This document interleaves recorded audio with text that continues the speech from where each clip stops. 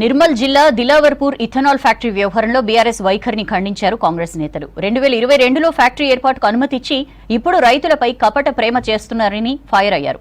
Company director గా MLA Talasani కొడుకు తలసాని సాయి కిరణ్ ఉన్నారని చెప్పారు. ఇక రేపు గాంధీభవన్లో గ్రాడ్యుయేట్ ఎమ్మెల్సీ ఎన్నికలపై సమావేశం జరగనుంది.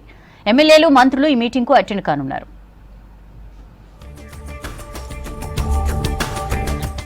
నిర్మల్లో ఇథనాల్ ఫ్యాక్టరీకి పర్మిషన్ ఇచ్చిందే బీఆర్ఎస్ ప్రభుత్వం అన్నారు పీసీసీ చీఫ్ మహేష్ కుమార్ గౌడ్. ఇప్పుడు రైతులపై కపట ప్రేమ చూపిస్తున్నారని ఫైర్ అయ్యారు.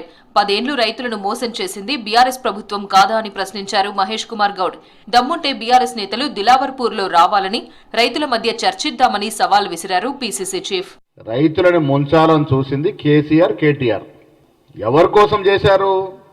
ఆనాడు మీ హయాంలో టీఆర్ఎస్ ప్రభుత్వంలో మంత్రిగా ఉన్నటువంటి శ్రీనివాస్ యాదవ్ గారి కుమారుడు డైరెక్టర్గా ఉన్నటువంటి కంపెనీ కోసం ఆ వెసులుబాటు కలగజేసి పర్మిషన్లు ఇచ్చినారు.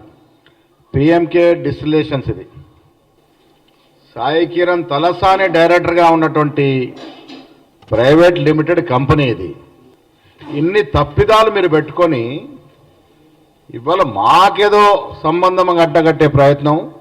అసలు రైతుల్ని ఈ రాష్ట్రంలో 10 ఏళ్లుగా వంచింది, ముంచింది, మోసం చేసింది మీరు. నిర్మల్ ఇథనాల్ ఫ్యాక్టరీ పాపం బీఆర్ఎస్ పార్టీదేనని తెలిపారు ఎంపీ చామల కిరణ్ కుమార్.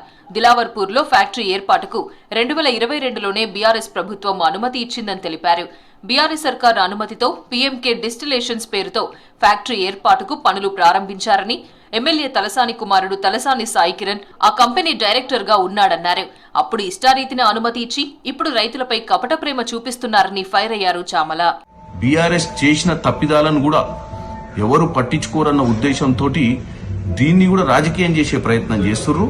దిలావర్పూర్ ప్రజలు అందరు తెలుసుకోవాల్సింది ఏంటంటే, ఈ ఇండస్ట్రీ ఏదైతే కలుషితానికి గురవుతుందని మీరు అందరూ కూడా ఈరోజు ఆందోళనలు చేస్తున్నారో, ఈ ఇండస్ట్రీ బీఆర్ఎస్ ప్రభుత్వంలో బీఆర్ఎస్ నాయకుల కోసం తెచ్చినటువంటి ఇండస్ట్రీ.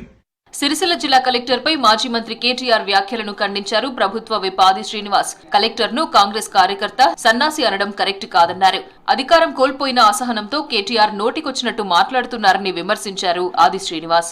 చిన్న పెద్ద తేడా లేకుండా వాగుతున్నటువంటి మాటలను గమనిస్తే కలెక్టర్ను పట్టుకొని కాంగ్రెస్ కార్యకర్త అనేటువంటి సంబోధన, కలెక్టర్ను పట్టుకొని సన్నాసి అనేటువంటి పదాన్ని వాడినటువంటి సందర్భంలో ప్రజల పక్షాన మేము తీవ్రంగా ఖండిస్తూ, కార్మిక నాయకుడు మాజీ కార్పొరేటర్ గోపాలరావు మరణం కార్మిక లోకానికి తీరని లోటన్నారు చెన్నూరు ఎమ్మెల్యే వివేక్ వెంకటస్వామి. కాచిగూడలోని నింబోలి అడ్డలో గోపాలరావు పార్థివ దేహానికి నివాళులర్పించారు ఎమ్మెల్యే.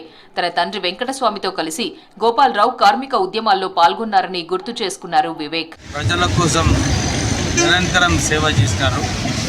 ఎన్ని సంవత్సరాలు ప్రజల మధ్యలో ఉండి ప్రజల గురించి ఎప్పుడు కూడా సేవ చేస్తూ ఉండేవారు. ఈరోజు వారు మరణించడం లోటుగా ఉంది. రేపు గాంధీభవన్ లో పీసీసీ చీఫ్ మహేష్ కుమార్ అధ్యక్షతన ఎమ్మెల్యేలు, డీసీసీ అధ్యక్షులతో సమావేశం జరగనుంది. గ్రాడ్యుయేట్ శాసనమండలి ఎన్నికలపై మెదక్, కరీంనగర్, నిజామాబాద్, ఆదిలాబాద్ జిల్లాల ఎమ్మెల్యేలు, డీసీసీ అధ్యక్షులతో చర్చించనున్నారు నేతలు. జిల్లా మంత్రులు, ఇన్ఛార్జ్ మంత్రులు కూడా ఈ సమావేశంలో పాల్గొననున్నారు.